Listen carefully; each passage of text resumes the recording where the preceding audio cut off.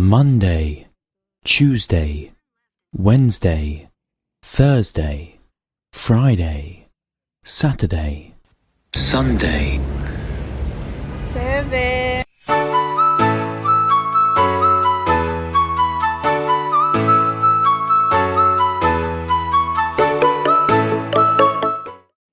Hi guys! Welcome back to my channel again and again and again. And ayun na naman, another day, another run, kahit Holy Week. Holy Week na naman, and we would like to do a penitensya. Ayun, gusto na natin magpenitensya. At isa sa naisip ko is, paano paghaluin natin. Alam ko may nakagawa na siguro nito, hindi ko alam. Hindi kasi ako masyadong pero alam ko hindi na to news sa mga runners na magbibisita yung iglesia na tatakbo all throughout the yung in between ng mga churches. Ayun. So yun yung challenge ko for today, this year, this Holy Week this year. Ayun. Bisita yung iglesia na tatakbo. Ayun. Medyo siya, ewan ko kasi ko naman, medyo malalapit naman yung mga church na pinili ko. Ay, ayun, pakita ko na lang kung ano yung route na anuhin ko and yung mga church na pupuntahan ko. Ayun. Pag bisita yung iglesia kasi, parang you have to visit 7 churches. Tapos, magdadasal ka dun. Either you do the Station of the Cross. Ayan. Tumawid pa tayo, 10 pa.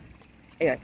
Either we do Station of the Cross, itim ko, or just do a prayer para lang, solemnity of the Bisita Iglesia. So, kailangan 7 churches. 7 major church. Not major, pero at least a church. Yun yung goal ng Bisita Iglesia. So, right now, papunta ngayon ako sa Sakayan. Pumunta muna ako sa first church. Pero syempre sasakay tayo kasi doon magsa-start yung run ko. Yun yung parang starting line ko, yung first church, not yung bahay. Yun. Doon tayo sa first church ang natin, starting line natin. Tapos ang finish line natin is the 7th church. Ayun.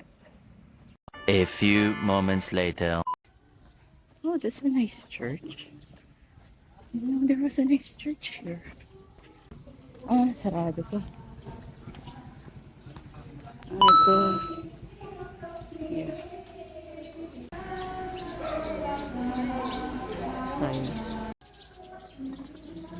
Ayan guys. Starting line natin from this church. And then, ang 7th church natin, yun ang finish line natin. So, we have to run from here and across the 7 churches. That's the challenge.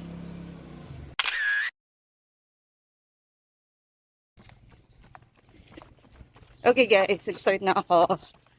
Wish me luck!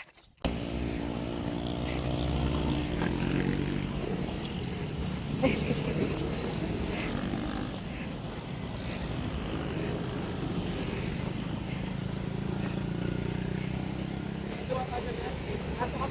Go.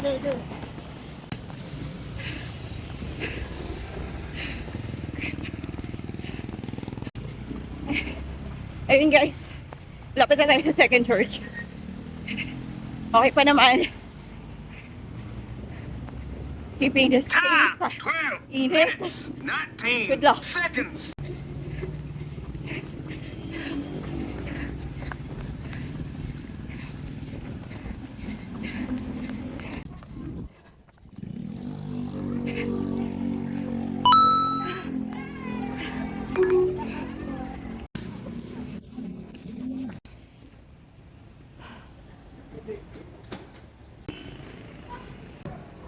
Second church.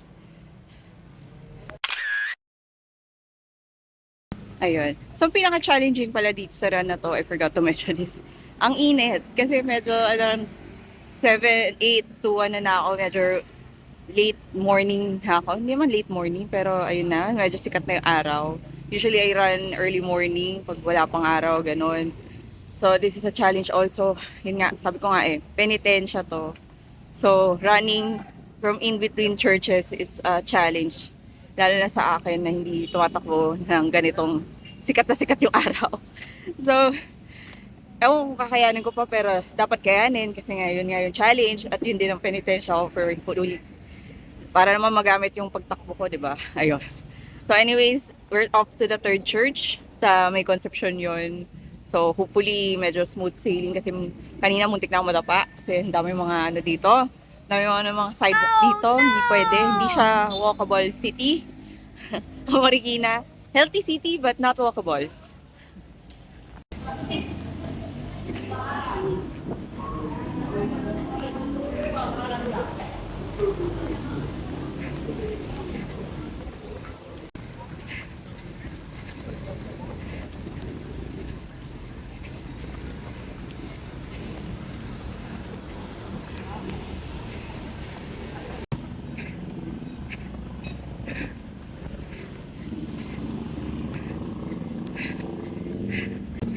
Whoops!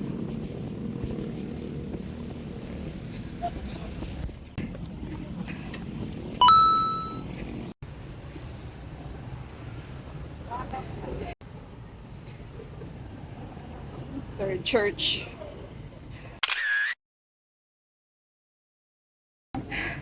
Let's go guys. Third church na to. And may apat pa.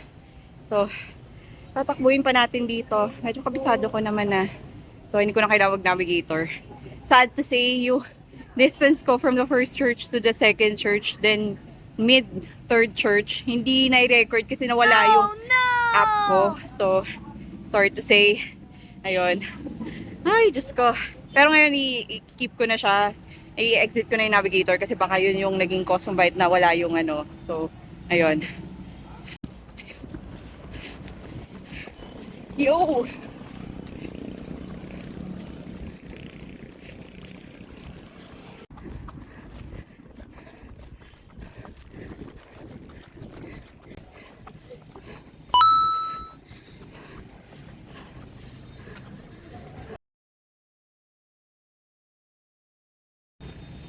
Four. 3 to go.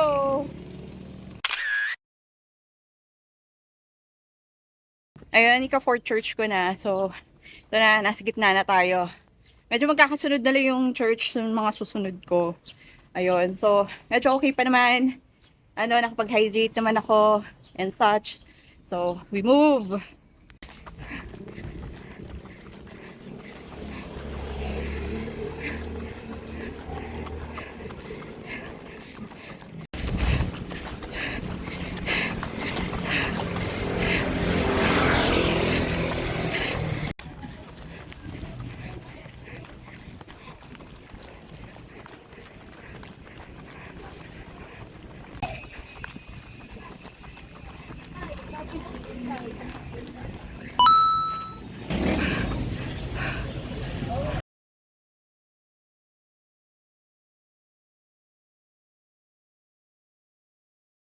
Ayun. Fifth church. So, first time ko dito sa church na to. Kasi dati, nandyan pa yan. Nung medyo, ano pa ako, maliit pa ako. Ngayon, napagawa na siya. And it's already a diocesan officially. Ayun. So, this is my fifth church for my visiting Iglesia with a twist. Ayun.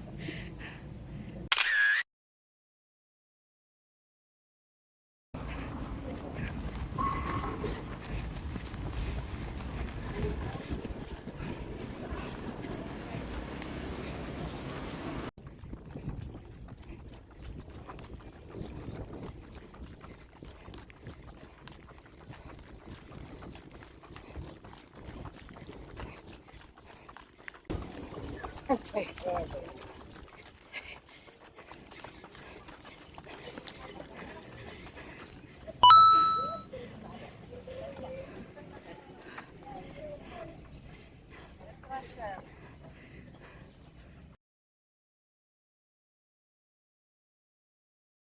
Oh, six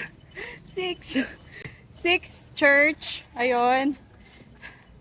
One last church.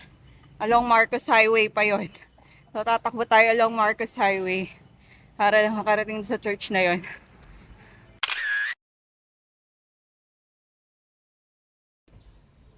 Ayun, so guys, last church na tayo. So, mag-shortcut lang tayo dito pa punta ng Masinag.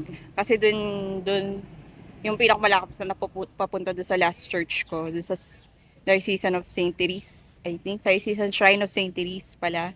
Sorry. Ayun, so dito tayo dadaan. Let's do it! Gugulo.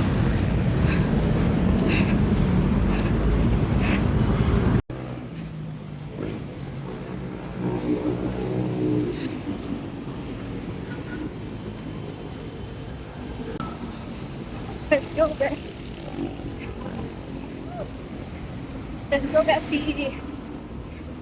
Wait tayo.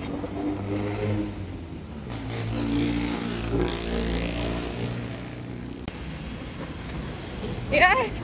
Finish line! Woo! Finish line na.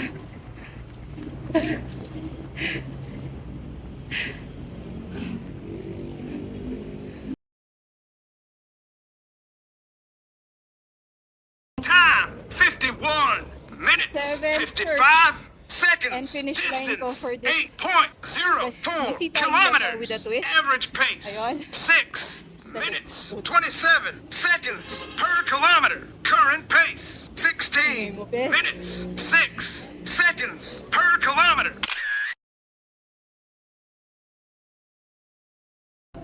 Hi guys! So, that's it for my Visita Iglesia with a twist.